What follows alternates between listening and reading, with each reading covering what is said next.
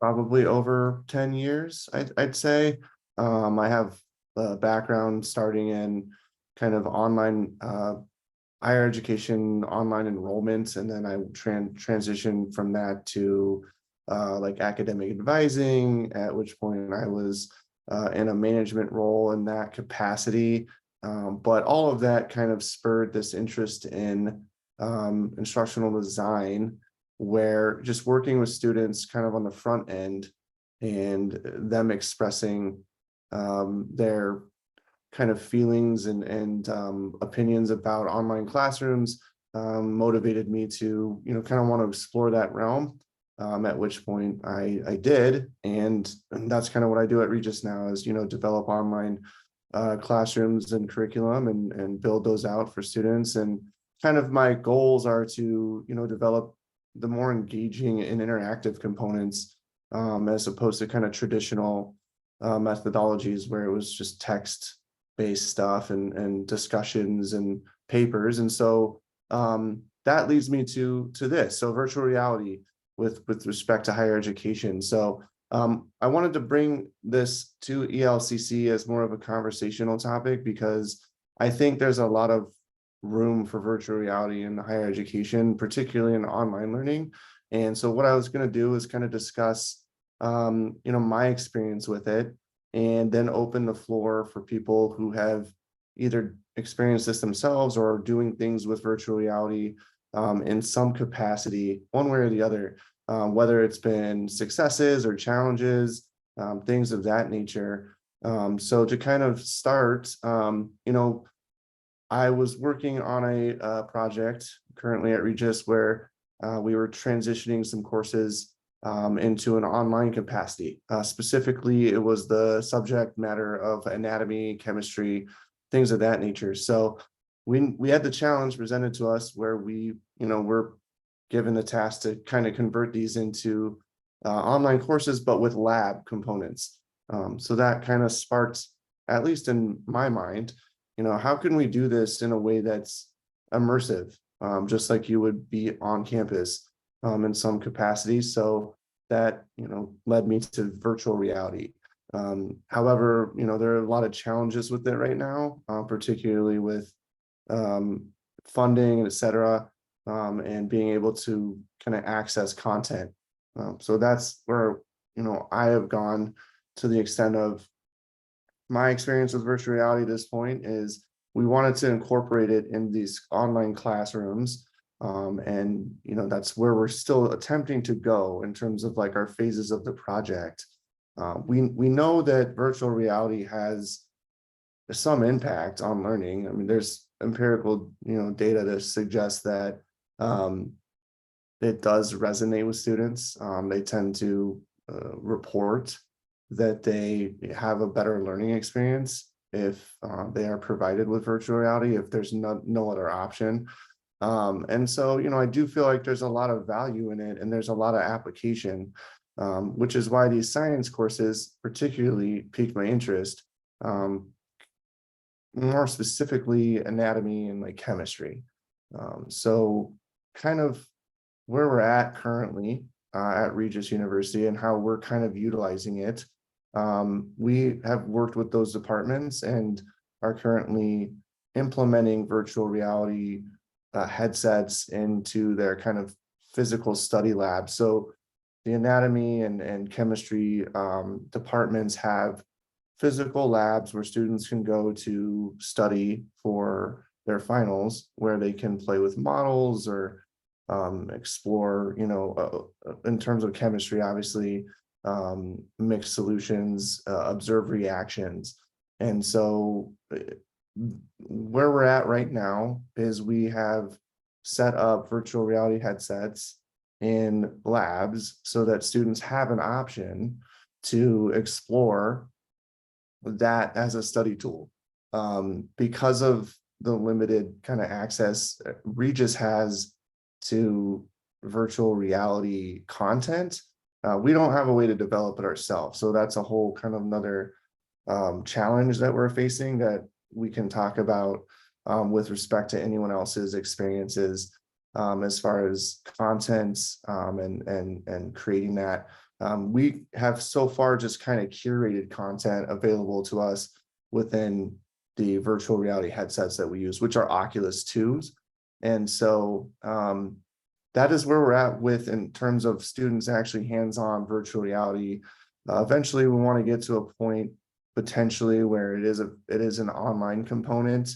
Logistically, there's some stuff to work out with how do we provide headsets, et cetera, or do we even do that? Do they just buy their own?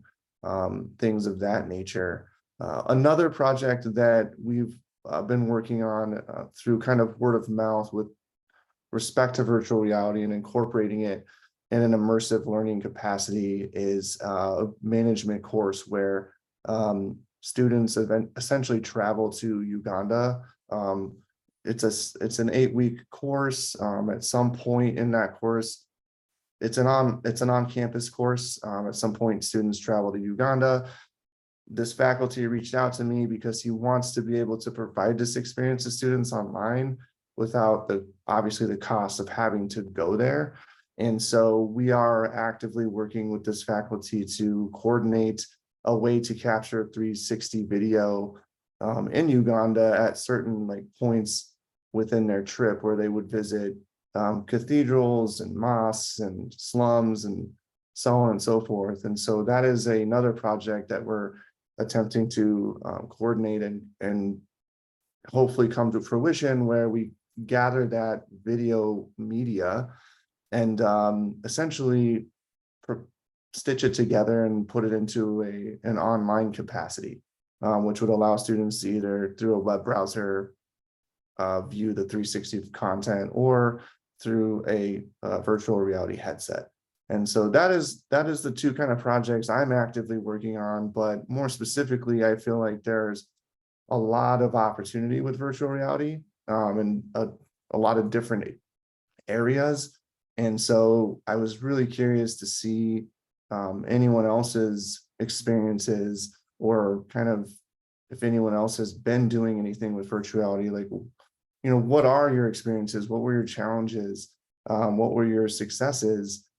Is it still kind of in the works? Things of that nature. And so kind of before we get to that, just to touch on the challenges I've faced, we don't have a huge budget. So I've had to curate content that's already exists within the realm of the metaverse and things of that nature. With that being said, there's not a whole lot out there. There's a lot for anatomy that I found and some other academic kind of ventures in terms of maybe geography, space exploration, things like that. But when it comes to something like chemistry, the idea was to try and essentially supplement a physical lab virtually. I've found one application that can, but what I'm seeing just from speaking with other people in the industry and kind of picking their brains is that it takes some collaboration with a development company to possibly build your own applications, which is one of the challenges we face because we just don't have the budget for it. And so, I wanted to bring this to ELCC to see kind of what everyone else's experiences are in that realm, and if they have anything they want to share, or like I said, challenges or successes, because I do think there's a lot of room for virtual reality within higher education in terms of it could essentially help transform online education in terms of immersive engagement.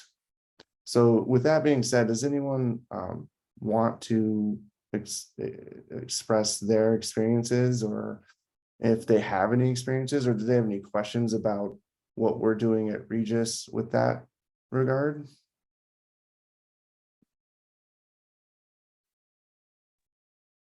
Hey, Jason, I got one just thought. As somebody who's long been kind of a Halo fanatic, I don't know if you're familiar with the movie Fantastic Voyage. You remember that? Yeah. That's Everybody, something that I was intrigued about with VR, was that movie kind of sparked some of my interests. So I know, right? Like, wouldn't it be cool if instead of playing Halo with people from around the world, you were like in a little ship with people going through the human body in like an anatomy class, right? Wouldn't that be yeah, amazing? I just feel like someday that'll be out there for people. I put a link in the chat because I used to work at a school that is just kind of getting going, and I know nothing about it other than that webpage, but I do know the people there. So if you're at all interested in connecting with some of the folks there, I can help you with that. But I just absolutely. I think it's amazing the differences between, say, the Google goggles and how those kind of, or Google glasses, how they came and went, sort of the full on VR, and then kind of, you know, everybody's television set or computer monitor could be Halo, or those types of immersive environments that are not stuck to your head, you know? Sure. And Yeah. I think back to Second Life that, I mean, you know, hey, I went to conferences exactly like this one in Second Life, and it was like pretty cool mostly, you know? Yeah. Yeah, I just think it's a fascinating field to be moving into in so many different ways. And I think the hardware piece of the puzzle is a ways off, probably, but you got to be there at some point. So good for you for, you know, looking into it. I think it's coming some point. Yeah, I appreciate that, Todd. Like I said, the fantastic journey thing was kind of my main focus when I was thinking about anatomy in specific, because it would be a way to immerse students but gamify it too, and you know, so on and so forth. But beyond that, I think there's room even within VR to transform the way that faculty and students meet, and even faculty teach classes, because you can create these social rooms where everyone has their avatar and it's 360 spatial sound, and you know, faculty can basically extend their desktop onto, you know, almost projected. And so there's even room to teach within the confines of VR that could transform online learning, right? Like Zoom fatigue has obviously kicked in for a lot of people with respect to COVID and how long they've been doing it. And so, you know, that's one way to think outside the box of, well, how can we facilitate a course or have an online lecture that's just different, that feels more immersive, right? Where it's not obviously real life, but what we found is people that I've worked with or spoken with that are actually doing these things have found that after a while, like the avatars and the thought of being in virtuality kind of wears off. Like you don't actually feel like you are when you're having these meetings regularly and experiencing this stuff. So, but the challenge is, you know, the equipment still, and a lot of it is content driven. So where is content? Is it accessible?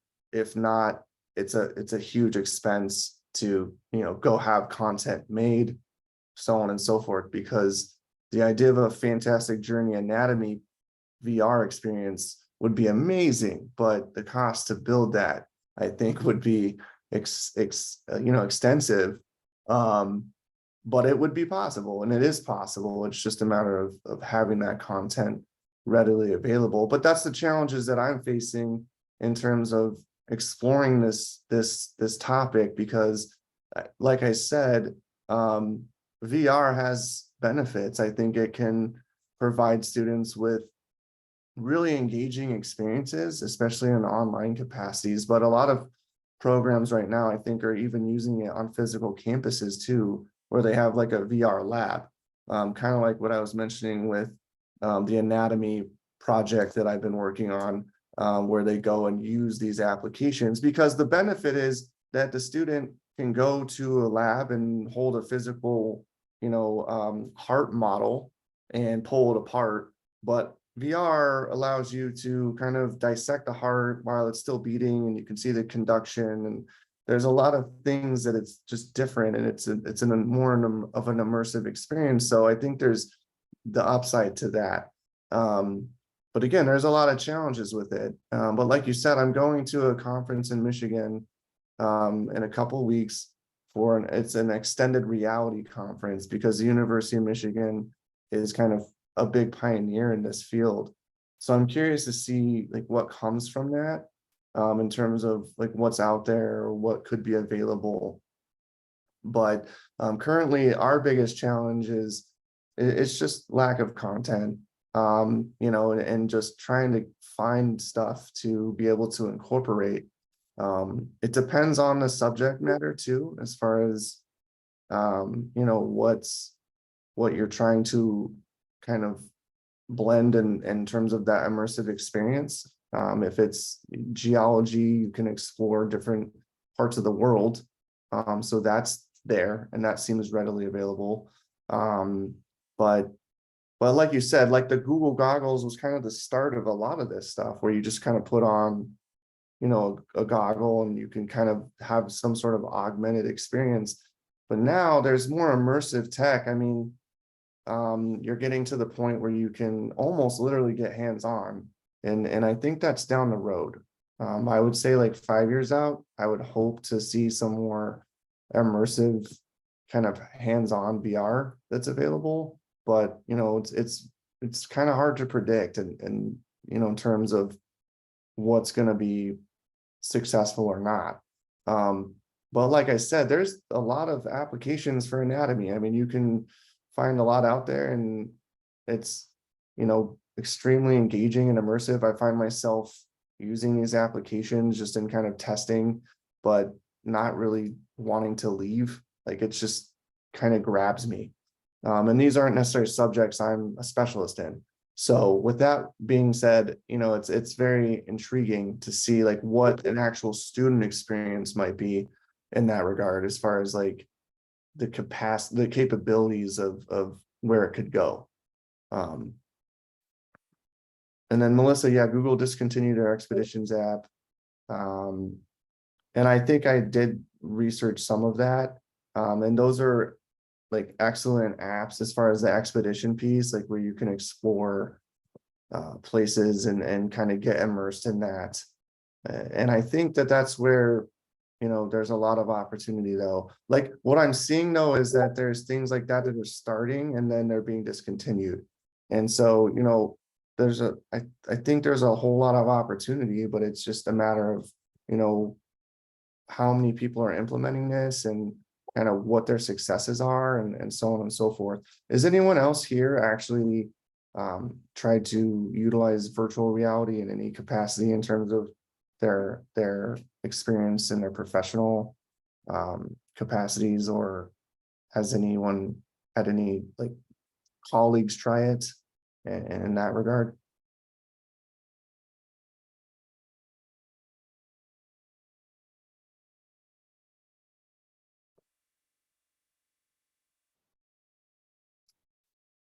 Think you're on the cutting edge. All right. Well, I just wanted to bring up one thing that I had experienced with not a collaboration, so to speak, but this is where I think VR is really powerful. I worked with someone who is basically using virtual reality at Purdue for their nurse practitioner program. And essentially they partner, and this is where the challenge lies, right?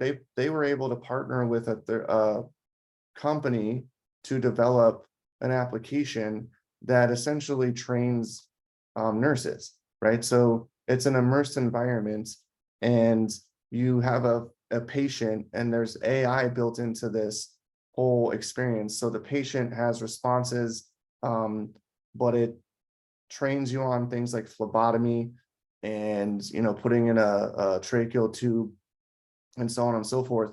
Obviously it's virtual, so they would have to essentially experience this in some real capacity too. But what was interesting about this is that it allowed the students to get almost some hands-on experience with a virtual patient and do these things, and you can do it as many times as you want without actually potentially harming a patient, right? If you're putting an IV in, that's challenging if you're working with real people. At the same time, though, this would kind of this kind of mimicked that and had the AI responses that allowed the student to interact with the patient, but also had scenario based kind of experiences where they had to answer questions or be prompted to go this way or this way, one way or the other, with respect to the patient. So this is an example of where, this is a powerful tool that, if that student couldn't attend that program physically, they have now a tool that allows a virtual student to get pretty close to the real world experience of what an on-campus student would get in respect to that nurse practitioner training. And it's leveled out. So there's like different types of trainings that they would do or experiences they could experience within this application. But these are the things that I see in terms of like the potential uses, hands-on training, scenario-based trainings that are immersed, and in that regard, as far as. But yeah, a 360 camera, we are in the process of purchasing one, Todd, because of the Uganda experience that we're trying to capture. We have a list of different technologies that we want to attempt to experiment with. But 360 cameras, I think, are an easy first step to immersing someone somewhere, whether it's a location or so on and so forth. And the camera has 4 microphones, so audio all the way around, so you can have that kind of immersive audio experience there. But with that being said, we are trying to explore that, and then, like I said, implementing it to more of an online based experience in that regard. But again, we're limited because we don't have funding essentially to work with someone. Like if it were up to me and we had the money, I would go to a development studio and say, hey, I want to build, a virtual chemistry lab where, students can mix these solutions, they can experience these reactions, and it would essentially mimic an actual real life chemistry lab to some extent, where there's, measuring out of solutions and having scales where they have to weigh out certain materials and things like that, which there are applications, or there is an application that I found that does that, but at a really limited capacity. And so in terms of faculty and working with them to actually create a fully immersive experience, it's really limited. And especially with the students that we're working with, we want some like higher level interactions. But 360 cameras with drones are amazing in terms of like creating an immersed environment, for sure. And then, like I said, I think there's a whole lot of potential for use with respect to teaching. You can create virtual classrooms, basically. I don't know if anyone here has worked with faculty that are doing that. I don't have any faculty that are doing that currently. That's something that I would be really eager to move forward in, with respect to online classes that are essentially taught in this kind of virtual reality, metaverse, meta space. But I know there's a lot of applications that you can basically do virtual meetings through VR. So that capacity is there, in terms of that. And I know that a couple of applications that I've curated, in particular for like chemistry and biology, with respect to like molecular structures, have the capacity to have like a room where students can kind of gather and collaborate. So like those pieces are starting to show up more and more. And I think that there's a lot of room there with respect to, how virtual reality can transform kind of this virtual space. That's not just 2D Zoom sessions, people sharing screens, but rather like spatial sound, where people are across the world, but they literally feel like they're next to each other and are talking to one another with respect to their avatars and how they want them to look. But I think that that adds another piece to it too. I mean, people can be in these classes and kind of look however they want instead of just having their camera off with a profile picture. So but the cost is really a big piece of it, Eric, like you had mentioned.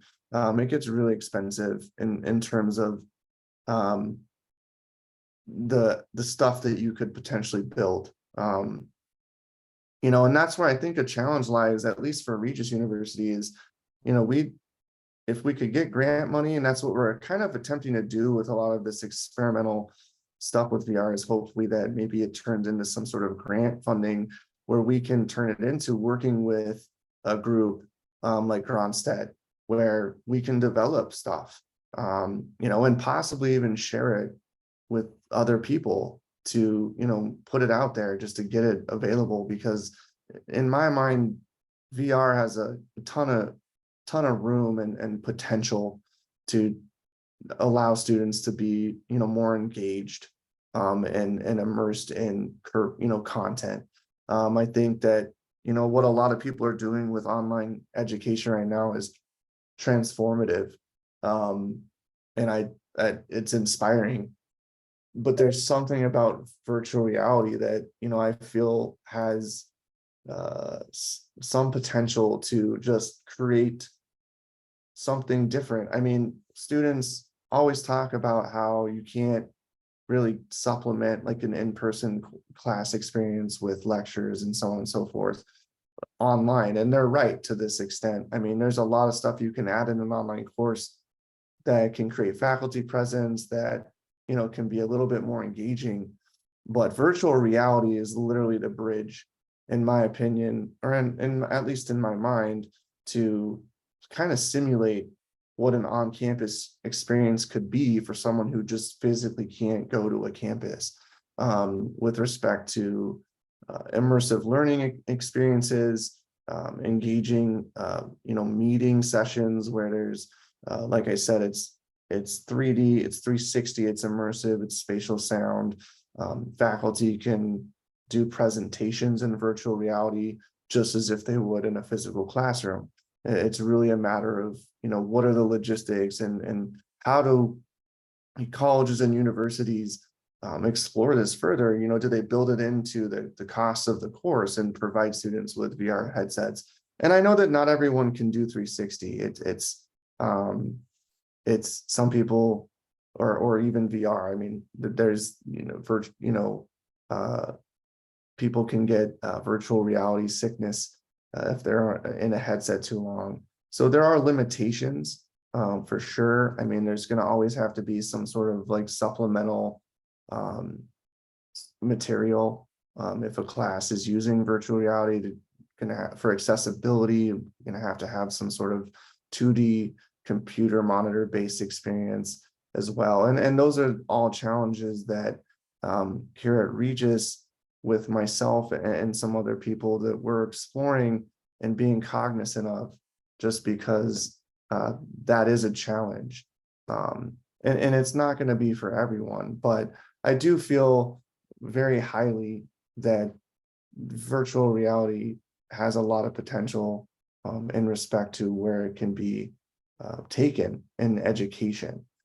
For example, there are applications out there that can teach you empathy and sympathy. I think there's one called Traveling While Black, and it lets the user experience traveling as a Black person, and that's something that you could probably simulate in 2D or even a 3D kind of more passive experience. But the virtual component where you're immersed, I think is more transformative in that respect. And so those are the things where like there's a lot more application in terms of not just the sciences or geography or geology in that respect. You could explore, the psyche of the human brain in terms of virtual reality. But again, not a lot of this content is just out there. You'd have to like collaborate with someone to make a lot of it. So I think that's the biggest challenge overall, at least that I'm experiencing, is the content. Um, the AR stuff certainly is more accessible, and I think that that's kind of where things are leaning, right? Like you can just pull out your phone and have an augmented experience. That's a lot easier to do. And I think again, it's kind of a bridge into the full VR experience. But future prospects of VR, again, I think it's just going to come down to, where is like Facebook or Meta, I guess, ultimately what they're called now.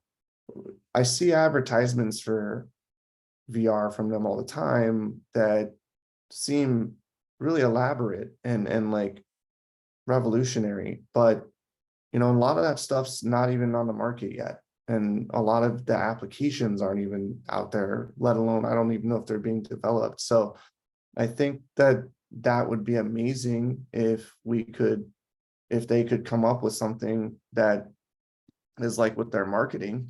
And that's the hope. But how to integrate it into education, like what are the ultimate applications? Is it just going to be sciences? I know a lot of like my understanding is corporations now are using it to train for like hands-on trainings, whether it's like plumbing or electricians, things like that. So again, there's a lot of like application in those kinds of capacities. So but yeah, we're about 30 minutes in and there's 20 minutes left. So if anyone has any insight as far as their personal experiences or uses with VR, I'd love to hear them. If anyone has any experiences with challenges they've faced or successes, if anyone's even used VR at all in terms of experimenting with that with respect to education, I'd love to hear kind of what you're doing. As more of a collaborative approach to this, just to see what's out there, just because like what we're doing at Regis is pretty minimal, but what I've heard other schools are doing is crazy, but it's because they have a way to develop a lot of it on their own too, with respect to like they might have computer science programs that can help actually build this stuff. So Jason, this is Greg, your facilitator. So I don't pretend to believe that this is in the realm of virtual reality, but kind of dabbled in it with the idea at maybe some point we would move to that type of an environment. But let me share. Of course, we were doing pre-COVID. Unfortunately, COVID hit and kind of ruined that whole experiment. And we yeah, haven't had a time to go back and revisit that. But it was for a biology course that had a lab, and the instructor and I were thinking, well, how are we gonna do a lab in an online environment, right? A biology lab. yeah. So the idea, we came up with a few ideas. One is we do have a video production team that we can use to go film. We have a studio, but they can go on campus, they can go off campus to film.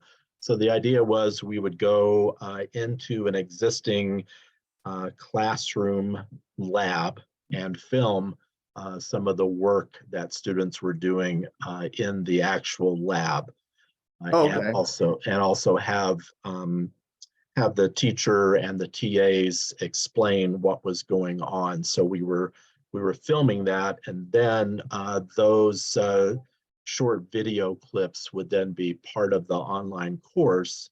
And then the instructor, I don't know if you're familiar with Carolina Labs, I think it's called, but you can order lab kits from them, and you can Yeah. customize the lab kits. So the idea was she would order kits for the students, add that to the cost of the course. So now we have students who can be at home and watch the videos from an actual lab, and we would have videos, we would have text, we would have exercises. So I know that's not quite what you're talking about, but that's the closest I've come to the idea that you're coming up with. And again, I know it's not virtual reality, but um, it was our attempt to kind of figure out how to offer an online student the same type of experience that a student in the classroom would have from a biology perspective. No, yeah, I think that's still, kind of in the realm of it, like you said. And that's kind of something that I mentioned the course that we're collaborating on with respect to travel to Uganda, Rwanda.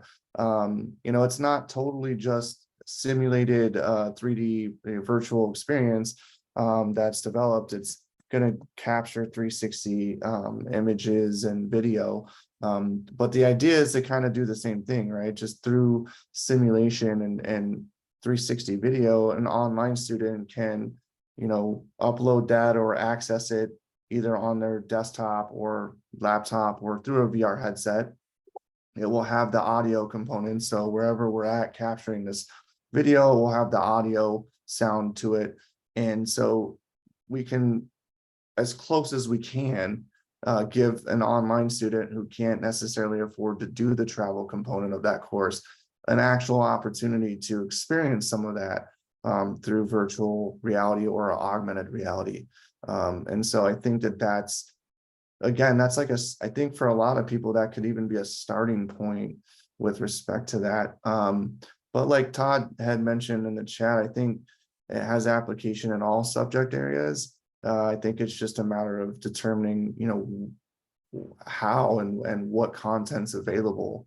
But I believe even with respect, I've heard some VR stuff exists for legal training. Going into court simulated environments and having legal arguments that are immersed and feel like an actual courtroom in terms of debates.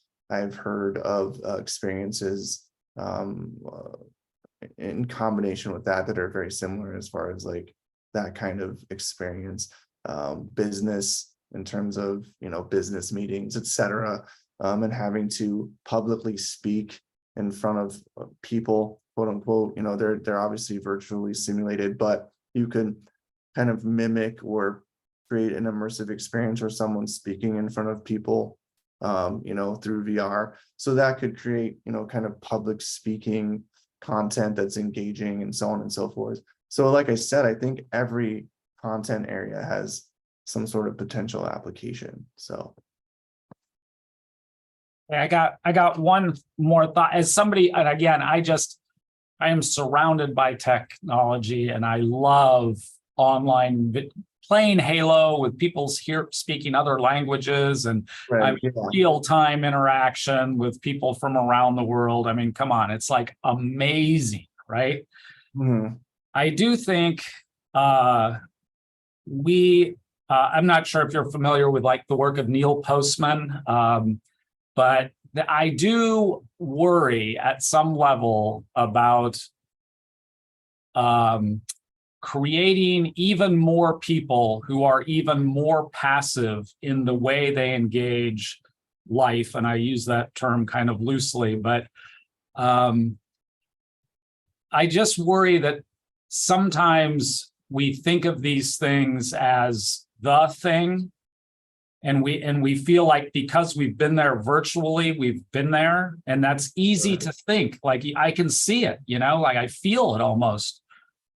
But and I know there's people who can't hike in the Grand Canyon, so give them our best effort to share that experience with them. Yes, yes, yes.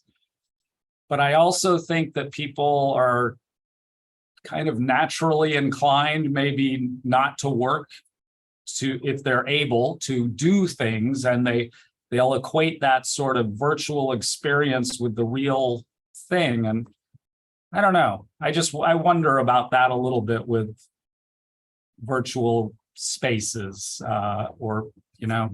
Yeah, and I think that's one of the challenges, that we're going to experience. Again, just circling back around to challenges with VR is, how do we draw a line between, that. I'll probably never travel to space, highly likely, but virtual reality can essentially simulate probably walking on the moon or exploring Mars and things like that. Um, but how far is someone going to take that in terms of them suggesting that I've been to Mars, you know what I mean? So yeah, there's certain kind of caveats to be aware of, but and again with like the nurse practitioner simulated augmented experience I was talking about that Purdue is doing, that's not going to completely train someone to be able to do a tracheotomy or insert a tube or do a phlebotomy or anything like that, but it's going to at least give them repetition so that when they get to the real situation, they're maybe more prepared. It could remove some anxieties they might have with patient interaction because they've had that simulated experience, as where you don't necessarily get that with other options. I mean, I know a lot of programs like that, you kind of work on classmates if you're doing kind of blood draws and stuff, and you can get that interaction, but those are people you're comfortable with and have rapport. I mean, when you're a nurse practitioner and you're going into a patient you've never met before, that's a different scenario than practicing 10 times on someone that you've been in class with for 6 months. So, virtual reality has a way to, like I said, I think bridge a lot of that, at least to simulate it, right? And create that simulation of it. And then there's still going to be an effort required on the learner's part or whomever to like implement it in a real life situation, depending on, what are we actually trying to teach. Obviously, like if we're just having a student explore Mars for the sake of an astronomy class, I don't know like how far is that really going, but can we still provide them a really immersive experience that might resonate more than just reading a textbook or going and watching a YouTube video. So I think that that's where like there's a whole lot of potential, but I do see, like you said, Todd, some potential downsides. And there are a lot of challenges with this still. And that's why it's in its infancy. And so when we talk about this kind of virtual reality experiment, it's really going to be kind of deducing what's actually working, what's not working, like, what do we need to throw in the trash? What's actually going to be something we can keep that's really effective? And I think that's where a lot of the research will need to go, because there is, like I said earlier, there's empirical data that suggests that VR is effective in terms of retention, and things like that. So now it's kind of isolating where, is it things like anatomy? Is it strictly the sciences in that respect that it's really like a stronger suited method? Or is it hands-on trainings, where you can supplement training someone in terms of more of a trade and so on and so forth. So I think that that's, with respect to VR, again, just to kind of circle back, I think there's a whole lot of potential. I just constantly think about, when I'm working on a course, I think some of the first things that pop into my head are, what are some of the applications in terms of virtual reality? Only because that's where my mind goes with it. But I just think there's a lot of potential with it. And I think that younger generations now are starting to immerse themselves in that kind of stuff just outside of school. And so if we can relate it to them in that sense, then it's going to even feel more familiar, as the more that virtual reality kind of grows and so on and so forth. But with respect to all of this, I think that yeah, Eric, like you said, the Air Force is using it to train pilots. It's cheaper, it's faster. I mean, you get to even something like sports training. A lot of sports teams, professional sports teams, are using virtual reality to simulate game time scenarios. So, it even goes beyond just like academics in the sense of, a truly academic setting. For training purposes, I think it's going to be really valuable in simulating it. But like to touch on what Todd and I were talking about earlier, Eric, I think the Air Force is using it, but those Air Force individuals are going to still have to apply it in a real life scenario, but that actual exposure will hopefully likely make them more trained in that and be more prepared is what the ideal scenario would be. And they're using it for a reason. I mean, they're not just doing it because it doesn't work. I think that that's the point that I, take from all this, is that VR does have some value with respect to student engagement and retention in terms of knowledge retention and things like that. So before we kind of wrap this up, we have about 3 minutes left. So does anyone else have anything that they want to chime in about, or anything that they want to discuss in their terms of their experiences?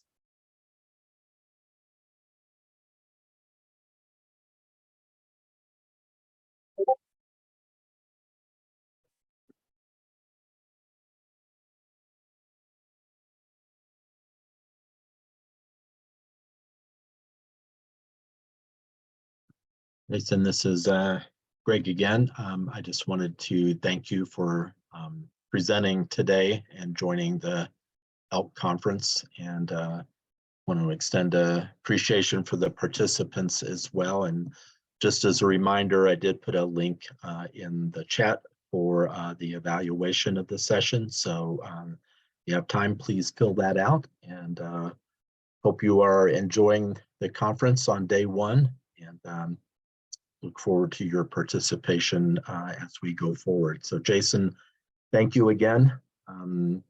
I used to work at Regis myself, so Awesome. many years ago, still teach there on occasion. So yeah, say hello to everybody for me. I will, Greg. Yeah, I appreciate it. Thank you everyone for attending. Yeah. Appreciate you all taking the time out of your busy days to do so. So have a great rest of your week. Thanks, Jason. All right, take care.